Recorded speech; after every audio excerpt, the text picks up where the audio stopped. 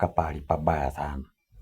Hiyo makosa ya Champe ni makosa makubwa sana, na sijui venye hiyo kesi itaenda, but wacha tu hope Mungu atasimama, kwa sababu unajua kama wewe ni civilian, hakuna haja kushinda kufight na any officer. Juu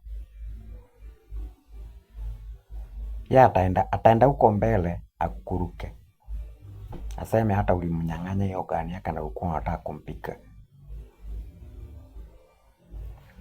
Juu hiyo jamaa akona another mission. Though au kupata chochote kwa simu yake, but much is behind. Ni vitu mingi sana ziko hapo nyuma. Anaweza kuwa alijua obvious hiyo simu hakuna kitu chenye itakuwa imeongea ama hakuna evidence. Lakini nikimwangalia tu vizuri venye alikuanga kwa hiyo studio the other time, there is something fishy. Very, very, very much fishy. But time will tell. Time is coming very soon. It will be proved, because God is not a man that he can lie, and God always fight for our fights. Najua inauma, but hakuwa na lingine la kufanya.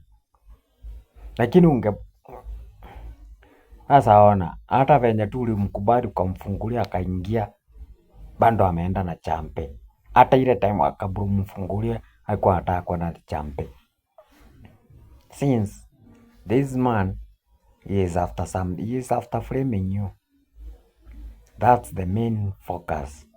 Yaani akuweke kwa ile mtego ambayo huwezi jitoa, na itakuwa ngumu sana. So be very careful as the way you are acting. Talk to your boys. Let them be calm. No matter. Hakunanga ofisa anaweza kuja ape mtu sumu. Ni ngumu. Wapi? Ulisikia wapi? Kuna. Unless he is on a bad intention. Hiyo ndio ile swali kubwa sana tuko nayo.